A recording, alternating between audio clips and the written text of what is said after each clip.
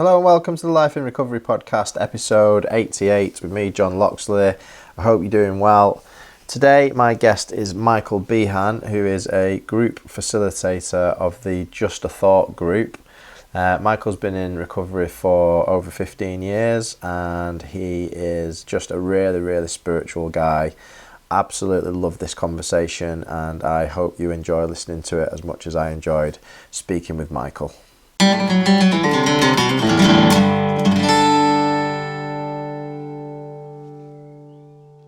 Great to be on the show, John, and nice to meet people and different people all the time.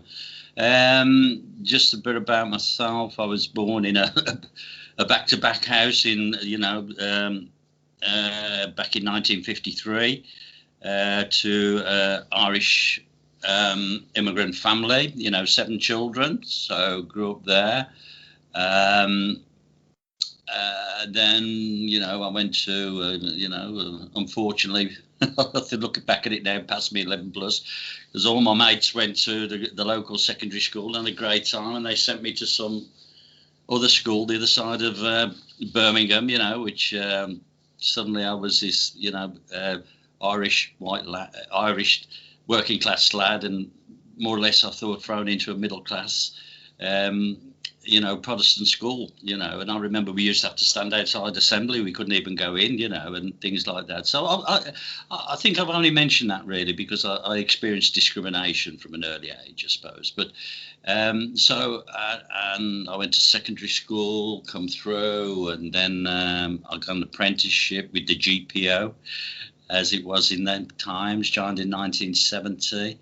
Then I left in there. They were offering redundancy. They wanted to get rid of people, so I left in 93.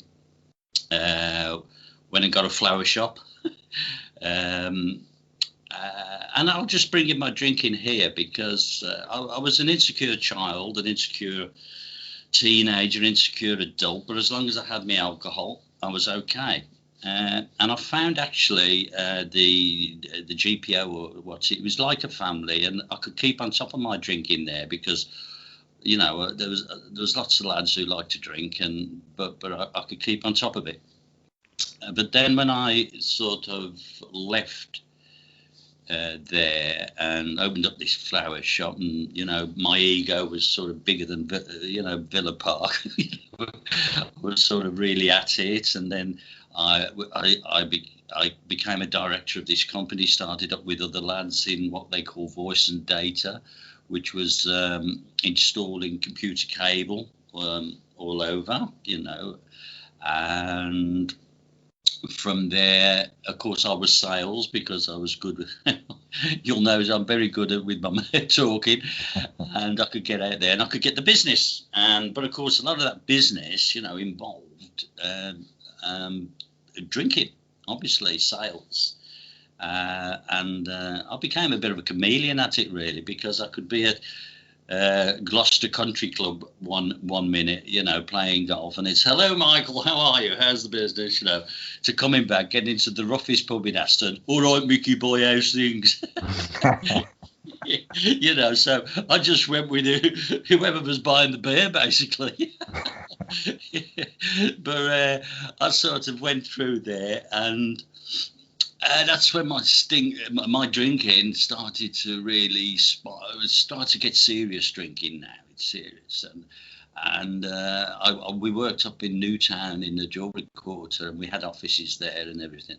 But there was a little pub round the corner that Little Mary used to open up. I won't mention the name, This was before all day drinking. And of course, I'd get in there sort of like 10 or 11, then just have a quick pint to start the day and settle my nerves, give myself courage to get out there. And then I went out, and from there, we built it up, and it was quite successful, but suddenly it all went wrong without going into the ins and outs, and it crashed from a great height. And I went, and we lost everything. So then I started again with another lad, and we did all right at that. But by now, though, my drinking was every day, most of the time, all the time. And it was just to sort of calm myself, really.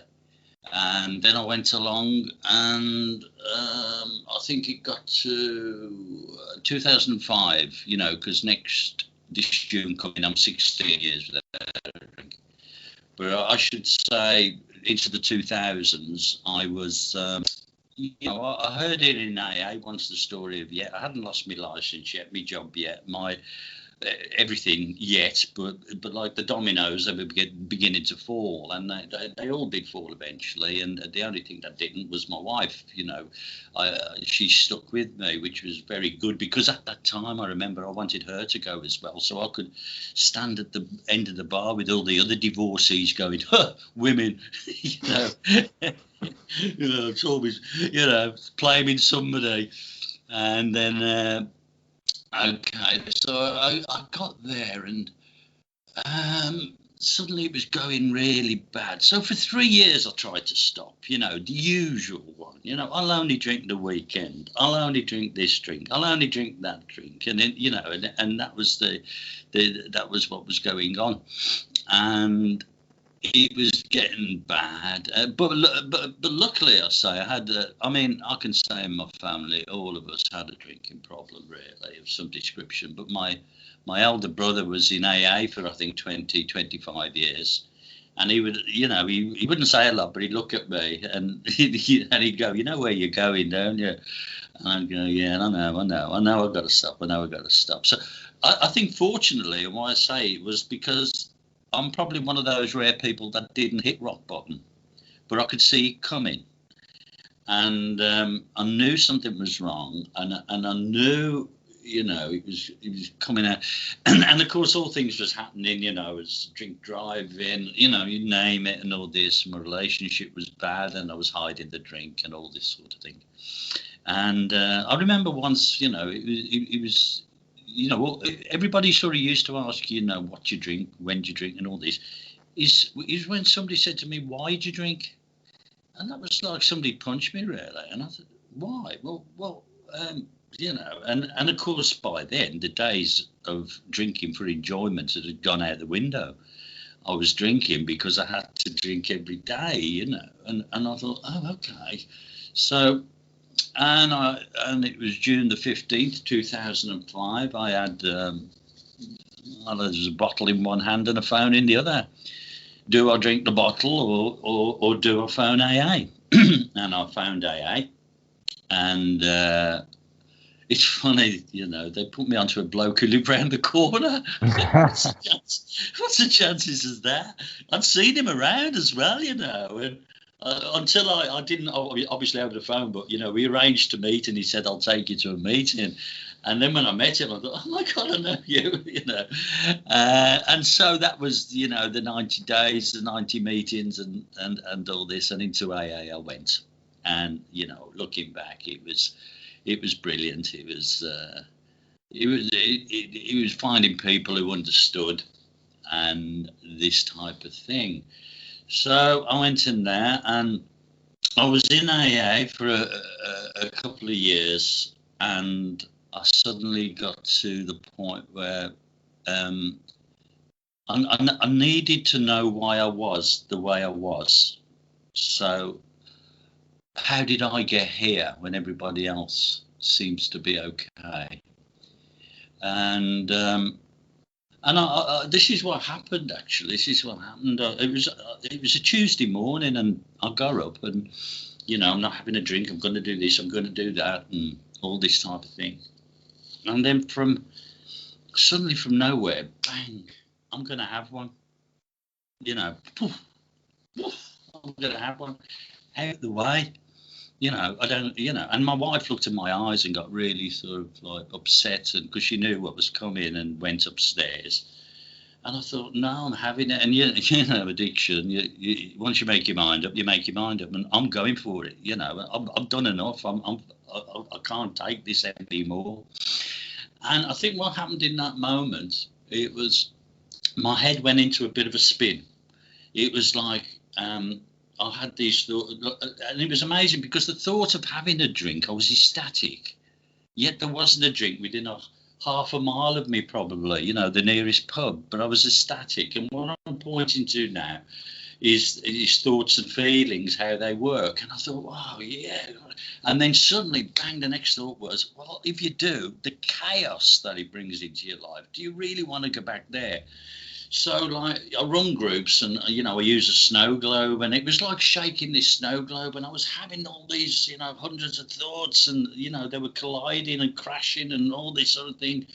And I just sat on the settee, and I couldn't take any more. And I cried out to God, God help me, good Irish Catholic boy, and God help me, and I slid onto the floor, and I don't know to this day what happened, but bang, in that moment, boom, I was just enveloped by this warm sense of peace.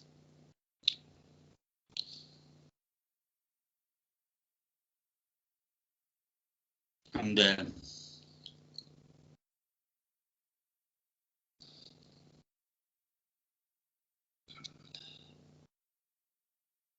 I mean, I didn't know what happened, but I think, like somebody said, you had a psychotic break from reality. And I thought, oh, yeah, have I, And somebody said you've had a spiritual awakening, but I know in that moment, I didn't believe in God. I knew there was a God. And he spoke to me in some sort of descriptional way. And I just felt this absolutely warm sense of peace. And I don't know how long I was for like it, but I went up and I held the wife's hand and I said, everything's going to be all right now. And she said, you had this look on your face, which I didn't understand. And she said, you walked out the door and she said, I just knew you weren't going to the pub. And I didn't. I went looking for a church because I thought, what the bloody hell's happened? And I just, I was shaking and everything. And, it was that time of the morning, they were all closed.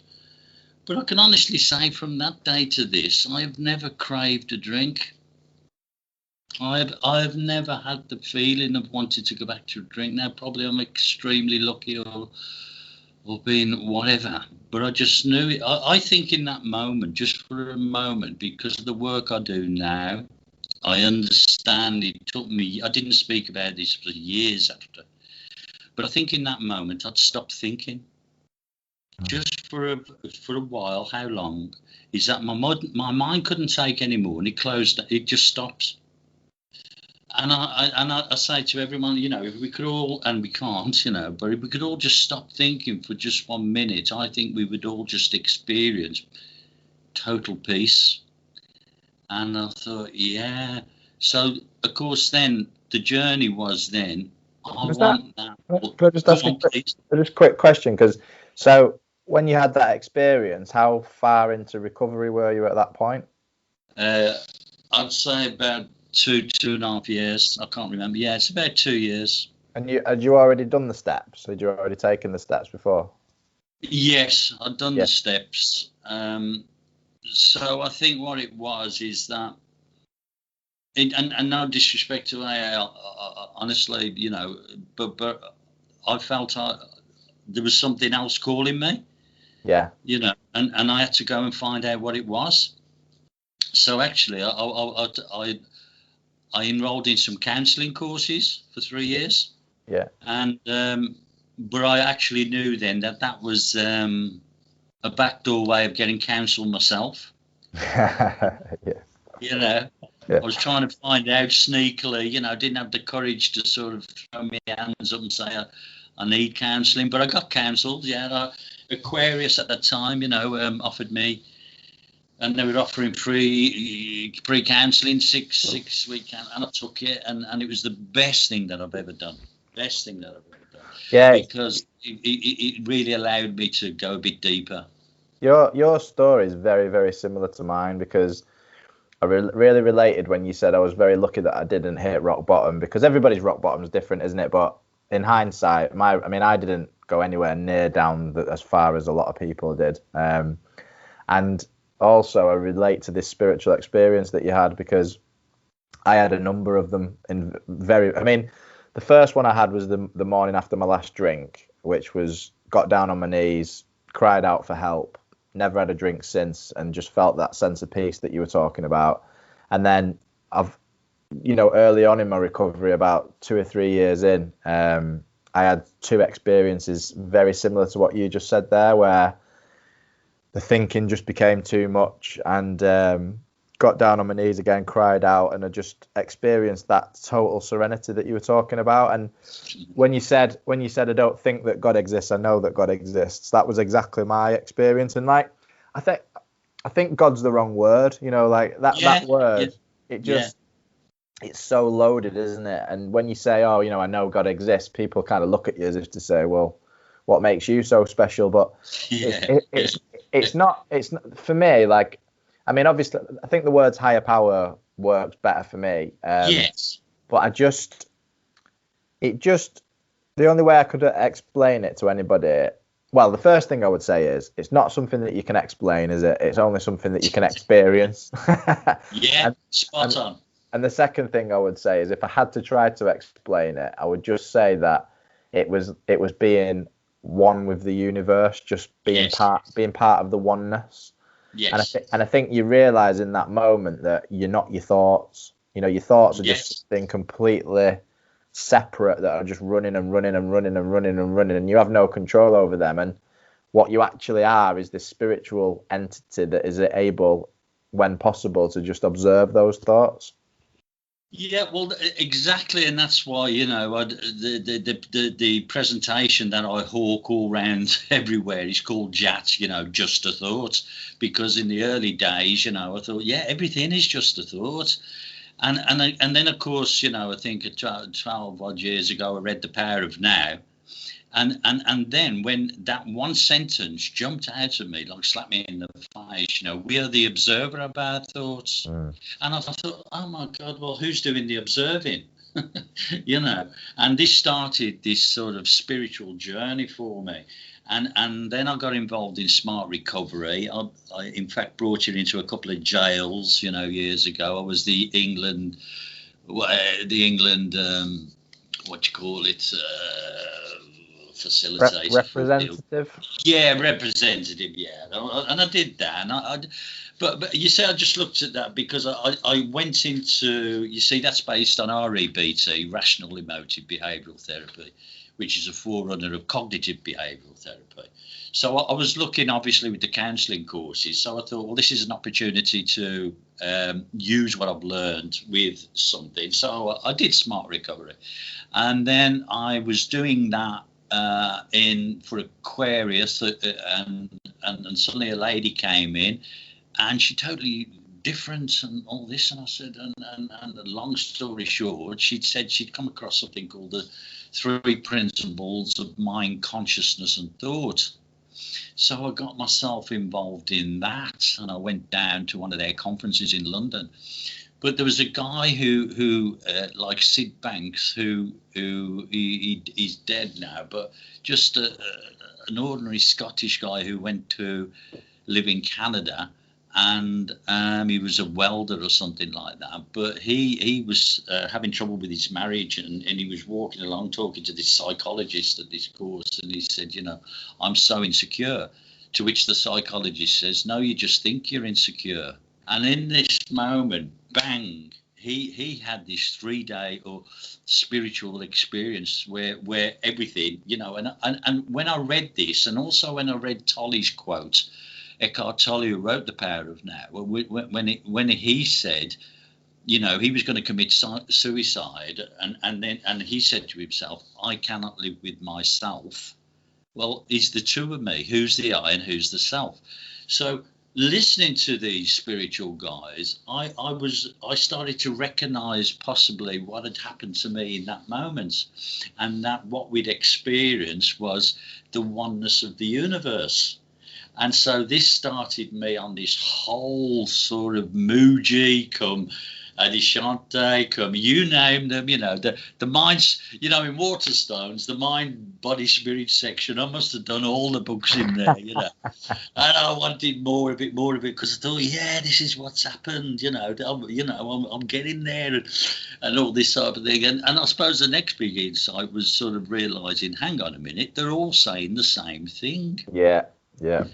they're all got their different words they use, and I thought, yeah, so I mean, I've just finished a course. Well, not finished because you never do, but I've just done a course in miracles, and I've only got about there's a daily lesson, and I've got about 20 lessons left, but it's and I can see a lot of the spiritual practices must have took some of the stuff from there, or not.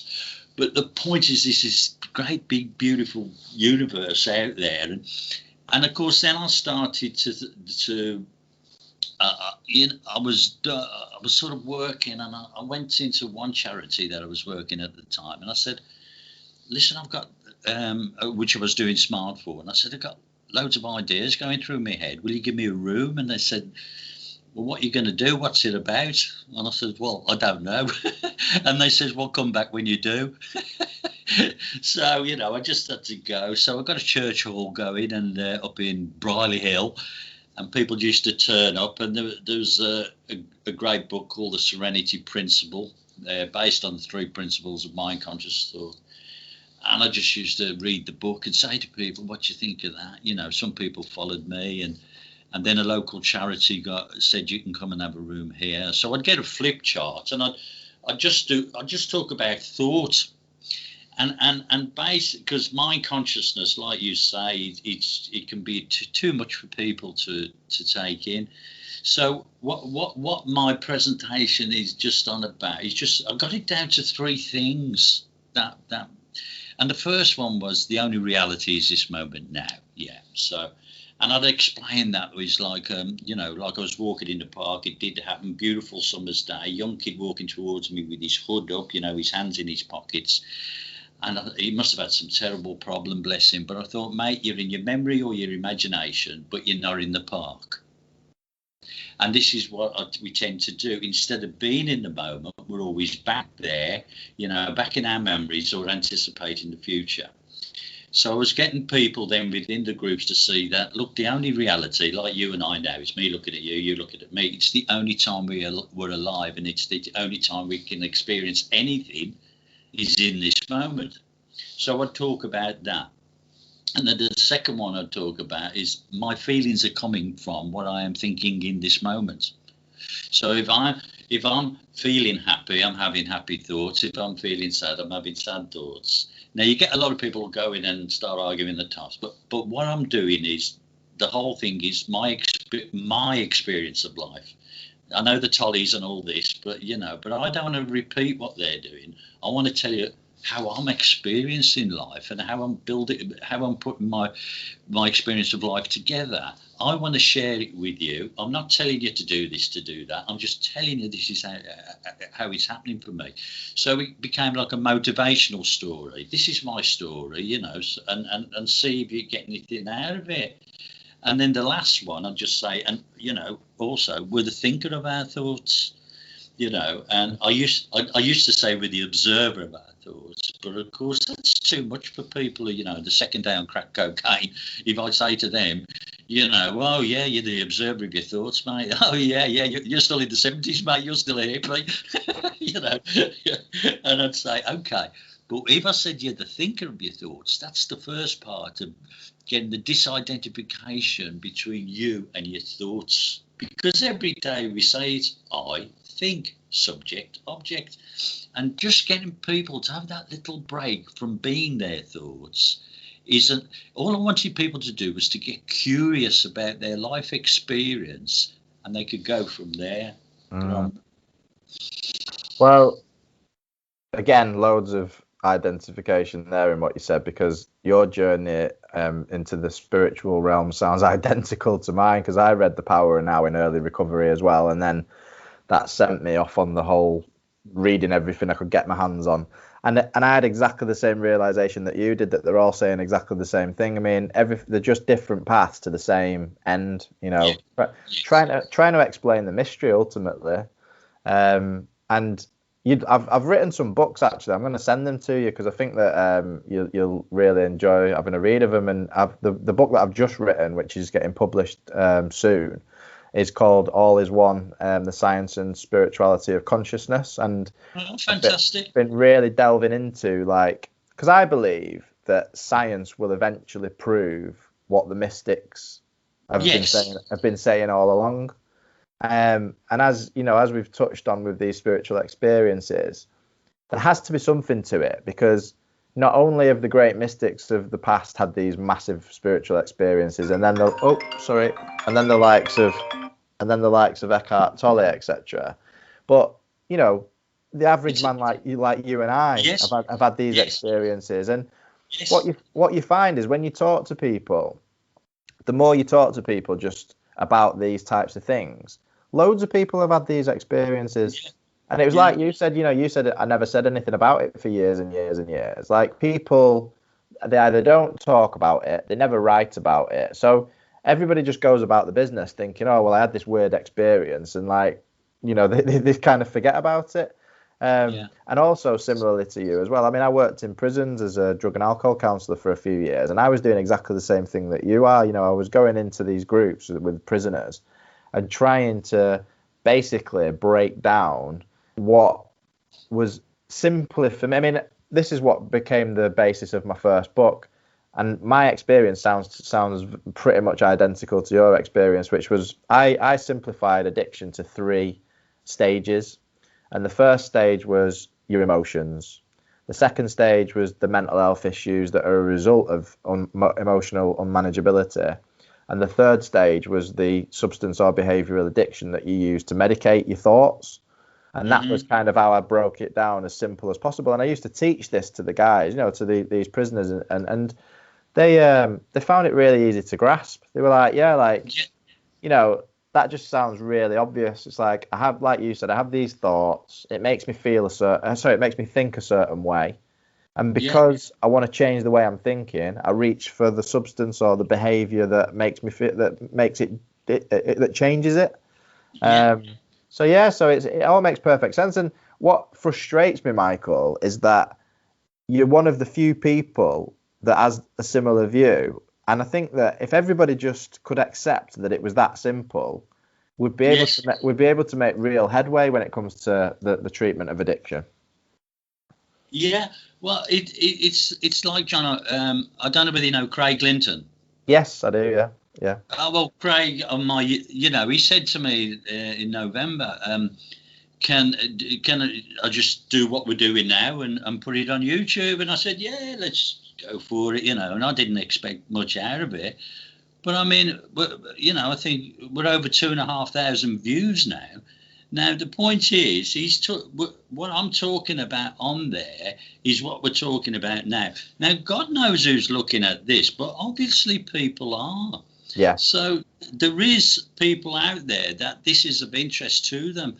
And this is why I felt compelled to take this presentation. You see, the presentation is nothing. It's just a series of slides. But what it enables me to do is, if I'm in a group and it lasts an hour or hour and a half, because I've worked in the prisons as well, and the prisoners, great feedback from it, because it's, when you tell them that the only reality is this moment now, it does help you to handle your sentence, because, don't worry about, you've only got today. And by doing this, and then I felt just this need. I mean, I've hawked it round now for years, and I've had that many doors slammed in my face. I should have a boxer's nose, but I'll keep going, because the slides help me explain what's coming through me. There's something pouring through me. If there's this energy, this, and like you say, I don't like to say God, because that's just once you put a name to the form, you lose it. So something is happening, and I just want to share it with you. And the more sort of exposure I get, I mean, I'm on the cusp now. I might have a breakthrough, because I actually done a sort of Zoom one-to-one with a lady from a large mental health charity, and she really loved it. And I says, well, I tell you what, instead of your service users, let me have your employees, because they're the ones who are stressed more than anything. I says, so hopefully she's gone away now, and I'm hoping to hear next week about this. But if I can get the employees for an hour, just tell them those three things. The only reality is this moment now. Your feelings are coming from what you're thinking now. And I guess what? You're not even those thoughts. You see, you're having thoughts. Yeah. Yeah. I am having a thought. So you're not your thoughts, you're having them. And once you get that little bit of a break, what happens is you can stop taking your thinking seriously. You can just realise that, each human being has 50, 60, 70,000 thoughts a day. But they're coming and going, and as they arise in that moment, you'll get the accompanying feeling, but then they come and they go. It's like there is, like, John, there's the calm ocean, and the waves are like these thoughts coming up, and we sort of like experience them in the moment, and then they'll go back into the wholeness of the oneness, and it's so all the slides I do are just trying to get me to be able to explain the passion that's going through me. Yeah, and that's exactly where I'm at with it. Like the like you said there, the emotions and the thoughts come from the ocean, the infinite ocean of what can you call it? Energy. I mean, this is the thing, is when I was researching this book, what science has to say about it essentially is when you go to the quantum level, is that it is all just energy. Like at the base of everything is energy. So everything arises, doesn't it? Everything manifests from this base energy, and the thoughts and the emotions and then the physical reality are just grosser and grosser forms of energy. What we experience here right now, in like this physicality here, is the grossest form of energy, but what's going on inside us is just a lighter form of energy. And it's all energy.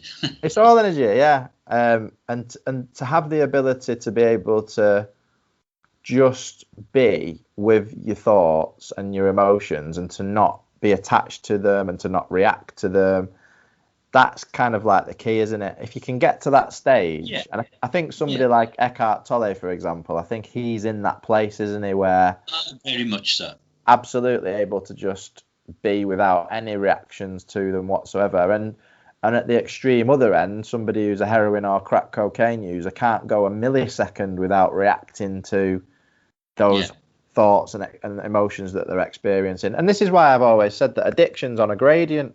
Everybody in the world is, like if you think about it in terms of what it says in the Alcoholics Anonymous Big Book, the alcoholics are suffering from the spiritual malady. Well, every single human being on the planet is suffering from the spiritual malady, but just on a gradient.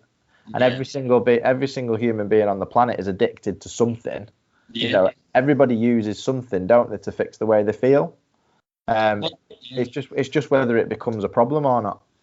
Yeah, well, the biggest addiction in the world isn't drink or drugs. The biggest addiction is thinking. We're addicted to thinking. Yeah. Thinking. So that's what I noticed, and I thought, well, I have to understand this. And also I understood that what I create with my thoughts, I project out into the world, and then the world will mirror back what I am projecting out. So, projection makes perception. So, like, if I'm a fearful person, then as I walk around, all I will see out there is fearful things happening. Yeah. Whereas, if I have a loving thoughts going through my head, then I can go round. It's like the Dalai Lama, I mean, I think you can get up in the morning, and you could put the fearful tape in, or the loving tape in. It's, to me, it's like I say, but when I'm dealing with people in addiction, I say, to me, I think it's like a computer. I say, put yourself back to factory settings. I say, take out your old program, get rid of it, put a new program for life in, and start living it. Because I carried so much of my past around that I wasn't actually enjoying the moment the only time I'm alive. Yeah. So yes, I didn't have a very good childhood, but like once I'd done that, the counselling and all this, and I worked through it, I wouldn't minimise anybody's past. I've heard too so many horrible things. But for me personally, that once I'd sort of made peace with it, I had to let it go then. It was like I was walking around with my bag of life, and I put it down one day, and all these old memories and everything that was sort of dragging me down, I chucked them in the canal, and when I picked my bag up, it was a lot lighter. So that's how I need, so it's like Tolly said, I don't do a lot of past now. Nah. No, I don't, because it is actually gone. Now, if there's something brilliant from the past, and when I think it, I feel great and lovely, yeah, I'll do it all day. But if something pops up, I think, no, I've got to let you go. I've got to get on with living the only time I'm alive, which is this moment now. Yeah, I have that with anything to do with my ex-wife, because of the guilt and the shame that I felt around. Because interestingly, when you said that your ex-wife stuck with you, I left. I essentially kind of like left my marriage, and and at the time, I just didn't handle it very well at all. So there's a lot of guilt and shame around that. So whenever those thoughts come up now, I have to just, I've dealt with it. I've been counselling. I've done all sorts of. I mean, I've even done psychedelic therapy, which I wanted to touch on in a minute. And it's still, even today, like I think only a couple of days ago, I was like walking the dog and a thought came up to do with it, and I have to just, like you said, I have to just say, no, that's gone now, and bat that thought away and just have no. Yeah, interestingly, when you said then about resetting your program, so that was something that I talked about in a couple of my books, which was, obviously I was talking about using the 12 steps and counselling, etc., to reprogram yourself, reprogram your brain. And whilst I was researching the first book, it was brought to my attention basically that psychedelics can be used to reset the brain. And I'd never heard this before. I didn't know anything about them whatsoever. And the person that was talking to me about it was essentially considering having an ayahuasca ceremony. I don't know if you know anything about ayahuasca. Oh, yeah, a lot, yeah. But so when he first told me about it, I was like, no chance. You can't do that. It's a relapse. And I was just not into it at all. And then I researched it for years whilst I was writing this book. Anyway, long story short, in 2017, I ended up doing my first ayahuasca ceremony, my first and only ayahuasca ceremony. And then a year later, I also did some work with psilocybin.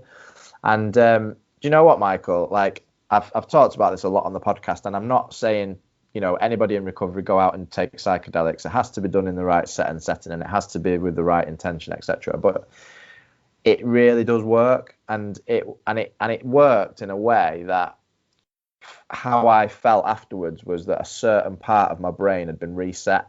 There was, before my ayahuasca ceremony, there was a part of me that could not get over the fact that I felt as though people didn't really love me.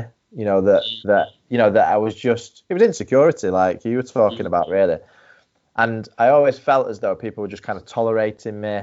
I didn't really trust, I had that, there was a massive lack of trust there. Anyway, long story short, after this ayahuasca ceremony, that had gone, just completely gone. I don't have that anymore. And there was other things that it helped me with as well. And, I've come to the belief now that, I think if you've been in recovery long enough and you're responsible enough to be able to do these, to do these things responsibly, I think they can really, really help. What's your thoughts on it? Oh, well, I've read about it, I've heard Joe Rogan on about it, and all these different sort of people, and it's not something I do. I think it's because I know that everything I've got, I need, I've already got. Yeah. I know it's in me. It just needs me to get quiet enough. I appreciate the not loving yourself, and the self-worth. But you see, to me, that is just thought again. You see, if you think the amazing thing is everything we think about ourselves is just thought. Yeah. See, if you had a bloke went in the hospital and he had a head injury and he woke up, he mightn't remember his family or anything because his whole story is thought. So once I realised that, you can change your story. You do not have to keep carrying what you've always carried. And then I noticed that a lot of people with self-worth and all that, and it's like ladies I've worked with who've had the children taken off. I'll say to him, a group, can you look in that mirror and go, I love you? And they, no chance. I say, can you look in and say, I like you? No chance. I say, well, just get up in the morning, every morning, look in that mirror and say, well, I'm going to like you, and work up to I love you. So what I'm saying is, everything we think about ourselves is thought, and you can change yourself totally from the inside. And I think at my age, I'm 68, I wouldn't try and one of those experiences, because, well, I just find I don't need to, really. I just find that, you see, we've been conditioned, if I have this house, this car, this relationship, everything will be fine. But we're looking the wrong way. So all I'm saying to is point people.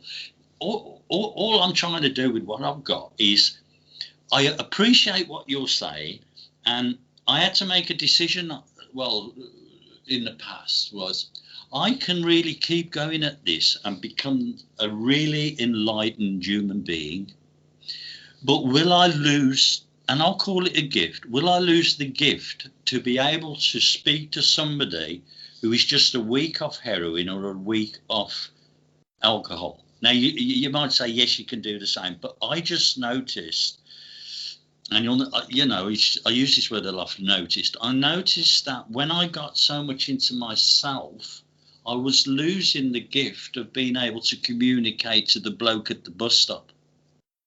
Yeah, I totally relate to that. I've absolutely experienced that myself. Yeah, the further down the spiritual path you go, the further away from normal you feel, don't you? And it's almost like you can't relate to people, and especially you forget.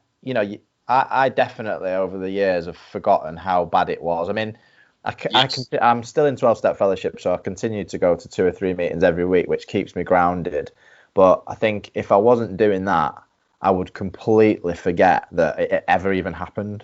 So I really do relate to what you're saying there, and it's a tough one, isn't it? Because well, 4 or 5 years ago when I first started writing these books, I was on that path of, like, me and my friend used to talk about it quite. We used to say, like, do you think we'll get enlightened in this lifetime? Because that was the path we were on, I was full on ready to go and live in Nepal, like, no problem.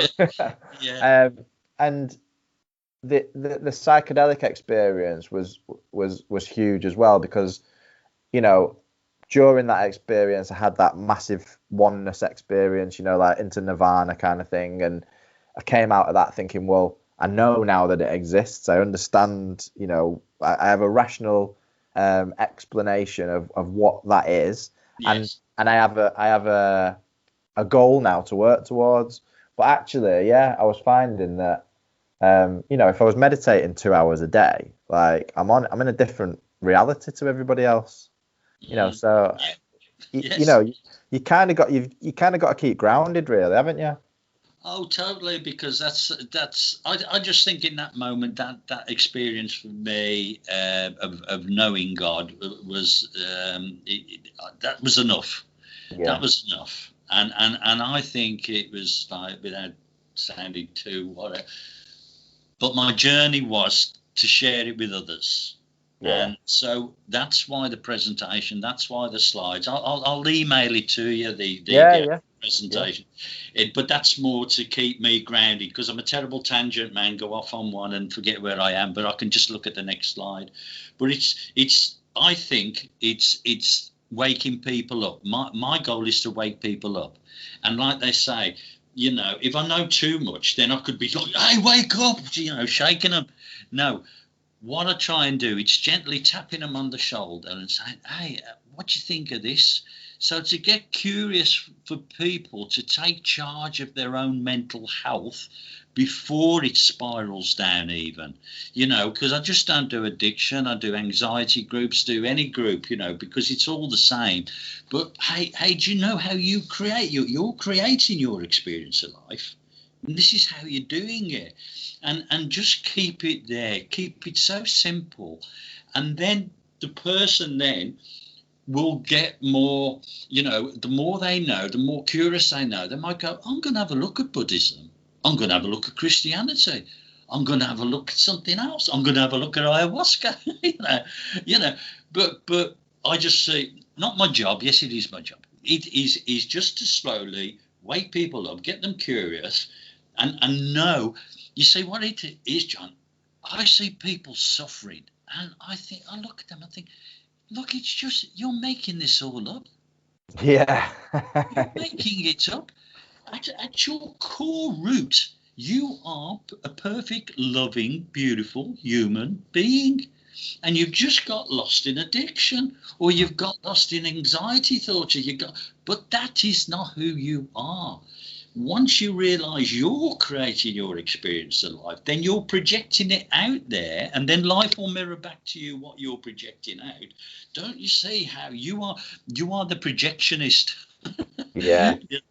You can make any film. You see, the problem is people go up and try and change things on the screen instead of trying to change the tape in their head. Yeah. So that's what I'm pointing people to, that every human being, spiritually, we're all the same.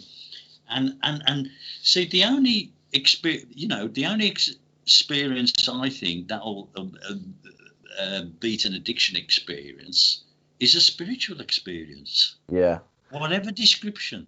I was going to say that though. I mean, that is where, I won't call it a problem, but that is where the catch almost comes in, because you can't experience what you're talking about until you have a spiritual experience, because it took your mind basically malfunctioning. Yes. And you just going, I can't I can't do this anymore, and then all of a sudden it goes boom and shuts down. Yeah. And then you had that moment, didn't you, where you was like, oh, hang on a minute, that's what's causing the problem. And it's very, very hard. I mean, and I love what you said there. I'm just trying to tap people on the shoulder and just show them, like, wake them up gently, because that's the only way that you can do it. You can't. Yes. You couldn't sit down with somebody and say and explain what we're talking about now. Yeah. and say this is what you need to do, because they'd just be like, "What are you talking about? Like, what are you talking about?" And I agree also with what you said around, you don't need to do the ayahuasca because you realize that it's all just your thoughts. 100%. Like, there's, I had that experience for two reasons. First of all was I couldn't leave it alone. Like, I needed to know whether it could be beneficial to people, because obviously, like, my entire life is oriented around trying to help people to change and to get better and stuff. So I needed to know. That was the first thing. And in my particular circumstance at that time, I suppose I'd have to admit I needed a shortcut. Like, my relationship had ended, and I didn't know whether I was supposed to be in that relationship or not. And I needed an answer really to that question. And that was the reason. That was another reason why I went on the retreat. And that question was answered, and now we're engaged and we've got a child together. So, the right answer was presented to me. But at that time, I couldn't step away from my thoughts. It was all just too much. And guess what happened? It switched my thoughts off and gave me the answers. But 2 years later, I went to a silent meditation retreat down in Hereford, and I did 10 days of silent meditation. And that was absolutely amazing. And, by the 5th or 6th day, I had exactly the same experience that I'd had on ayahuasca, but just through natural meditation. So it can definitely be done. You don't need to use medicines, drugs, or anything to have these experiences. And if you're in a place like where you are, where you know what the problem is and you know how to, to overcome that problem. Well, I just try and create a space for people to, it's like I'm pointing to a light switch on the wall. And because it's not a teaching, as you know, it's an understanding. So I'm saying, look, there's a switch, there's a light switch on there, but they have to turn it on. Now, some people have had, and bang, once you tell them just these few basic building blocks of how they create their experience, they're away. They've got it. They're done. Now, for other people, it's like a dimmer switch. You have to turn it. They turn it slowly. So each week, I mean, I've had people with me now. I used to run a group in Dudley, and I've had a group of wonderful ladies still with me 5 or 6 years later who haven't gone back to what they were doing, because they realise that the power, they have the power, in them to do it. They take back control of their life, because once you realise that you are the creator of your experience through the power of your own thoughts. Yes. And then once you see that it's even better than that, that you're not your thoughts, you are having thoughts. And we were given the gift of thought to guide us through life. But what happened along the way, because we got so entrenched in it, we thought every thought we had was true. I mean, that we are thinking is a fact, but we're not thinking facts. No. So once you just give people, so what I'm saying, with a group, I'll just give you these few things. Some will stick, some don't. I mean, the longest I've had was a lovely lady. 18 months later, we're having a group, and she goes, "Oh, I know what you're on about." I've got it. So it doesn't matter, and I don't mind. I just turn up every week and I just say, "Have a listen to this. What do you think?" And you can only, as you say, we can't provide that spiritual experience, but we can provide the space and a bit of direction for it to occur. Yeah, we just signpost, can't we? That's all we can do, really. Yeah. On the grander scale, though, Michael, I think that the optimist in me is recognizing that this kind of underground spiritual movement is happening, isn't it? Like across the world. I mean, yes. If you look outside, if you switch on your TV, all you're going to get is negativity, and you're going to the world's shit. There's wars, there's famine, there's COVID, there's everything that's bad about the world. But when you actually live in the world and you dig a little bit deeper, you find that people like yourself are going on a Sunday or a Saturday and having these groups with these women and like actually affecting day-to-day people's lives. And this is happening all over. People are in different ways. People are having these spiritual experiences. And, I spoke to a lady a few podcasts ago, and she was saying that essentially we're in a process of reconstruction now. She said since the Mayan calendar ended in 2012, we'll go through a 20-year period, 10 years of deconstruction and 10 years of reconstruction. So COVID marks the end, really, of all the chaos and the crap, and we're supposed to be moving into a period of kind of enlightenment now, which, I'm not sure about the enlightenment part of it, but I definitely think that, I mean, even in my own life, people close to me are now starting their own spiritual journeys, which is amazing. Like there's just these little changes happening here and there. And I think that COVID has been kind of like the, it's kind of almost been like a reset, hasn't it? Everybody's had to really look at themselves now. And I think that things are going to start changing for the better. What do you think? Yeah, I think the planet is waking up,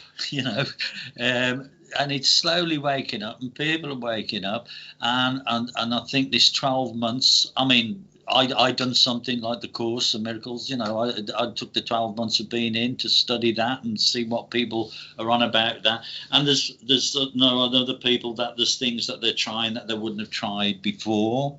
People have been very isolated, and it probably given them a time to either self-reflect or get down about it.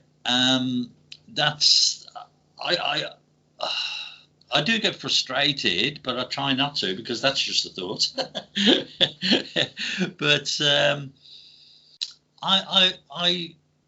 it's going in the right direction. Even Eckhart Tolle talks about it now. The waking of the collective consciousness is slowly changing, and more people, and of course you can see it with the mental health, about royalty get involved and everything, and people. So there's not as much stigma towards mental health. So and probably it's not unfashionable to be spiritual anymore. Well, it's been fashionable to be spiritual, I suppose, but it's not dismissed like it used to. I mean, our experience that we're talking about now, you know, I'd go and stand in front of 100 business people and I'd tell the same story and not be embarrassed about it. I'd have to watch I Don't Cry again, because I've got to do fill up every time I tell that story, because it was so powerful, you know. But I'm a very optimistic about what's, you know. It's probably, I probably want it, like a lot of people, for it to happen more quickly. Yeah. But it's like you say, but it's back to that analogy again. If we were to shake people, wake up, you know, the world's not ready for that. So it's this gentle people like you, me, and there's thousands of us out there. And it's just wherever opportunity we get, and with whoever we meet, instead of speaking about EastEnders or Coronations or something like that, let's talk about where you feel. You know, this is quite true. I'll say to people, and try it yourself, you know, where do your feelings come from? It's just a basic question, and people will go, "Oh, they're from my heart," or "What's it?" And yes, there's some, probably the psychologist will say, "Oh, what actually is happening is, you know, the frontal cortex," and then people could go on about that. But in my experience, my feelings are coming from what I'm thinking in this moment now. I am living in the feeling of my thinking at every moment. So okay, so at least, you know, and I say to children, explain to your children, like, you know, your son's always angry, is he? Well, ask him, you know, where's those feelings coming from? You know, could it possibly coming from what you're thinking? You know, you've been bullied at school, aren't you? You know, so is this?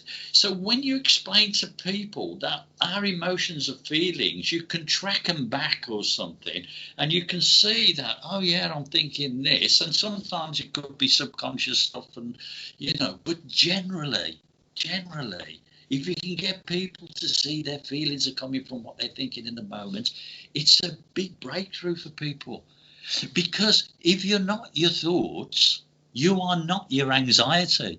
You are experiencing anxiety. And just a little story that I tell people, I say, it's like, you know, I'm sitting at home on my settee, and I've got my front door and the back door open, and there's me 50, 60, 70,000 thoughts going along. And if I hear a child cry, it triggers something in me from child. So what I do, I'm sitting on that settee, I invite that feeling in, and I get him to sit on the settee next to me, and I invite that little 9-year-old in, and I put my arms around him, and I ruffle his hair and go, "It's all right now, son, you're with me now." So it's a lot of inner child stuff, but it's allowed me to put a lot of my past and slowly accept it. So I am not my anxiety, I am not my fear, I am not it, I am experiencing it.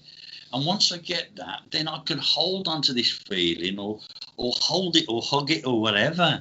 And it just seems to melt, you know, the fear melts, the what's it, because I am this universe. I am so big and so powerful that, you know, I am experiencing these, and feelings are wonderful to have.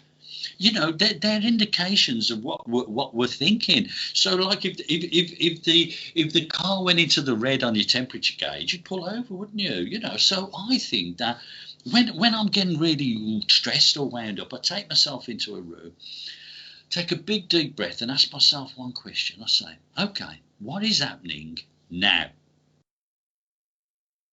Nothing.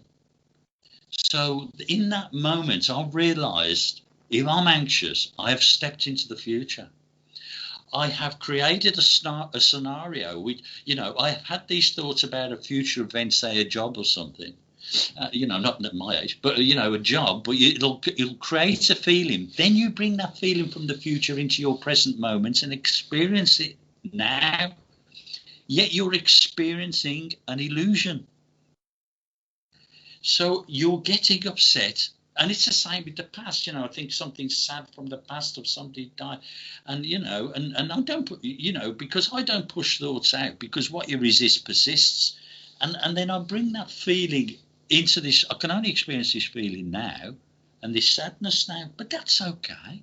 I'll sit with it. I'll watch it. You know, I'm the observer of my feelings. If I'm the observer of my thoughts, I'm the observer of my feelings. And I can just be with those feelings. Feelings are fantastic.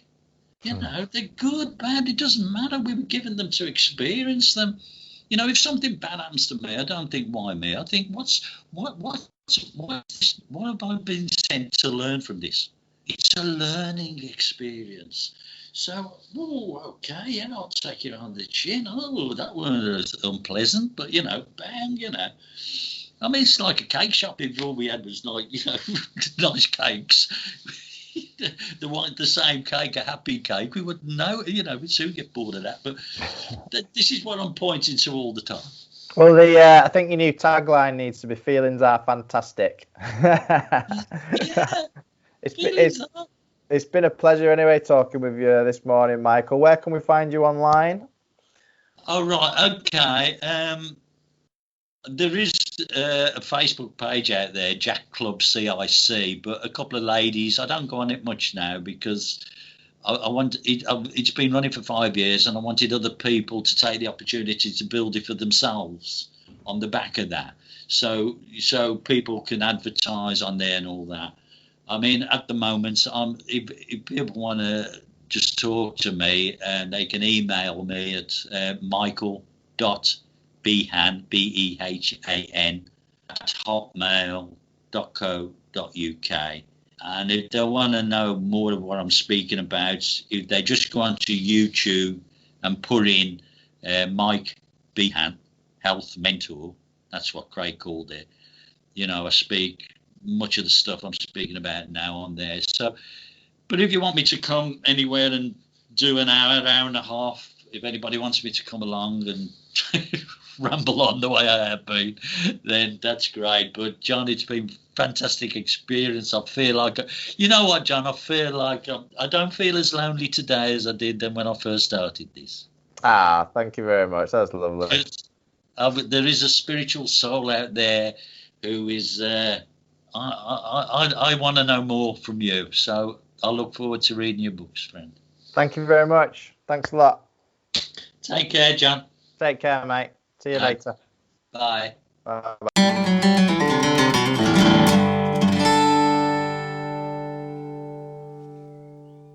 Thanks for listening, and if you've been affected by any of the issues discussed in the podcast, please see a range of mutual aid organisations in the show notes. Also, don't forget that you can support the Life in Recovery podcast by visiting patreon.com/lifeinrecovery. Peace and love, and goodbye for now.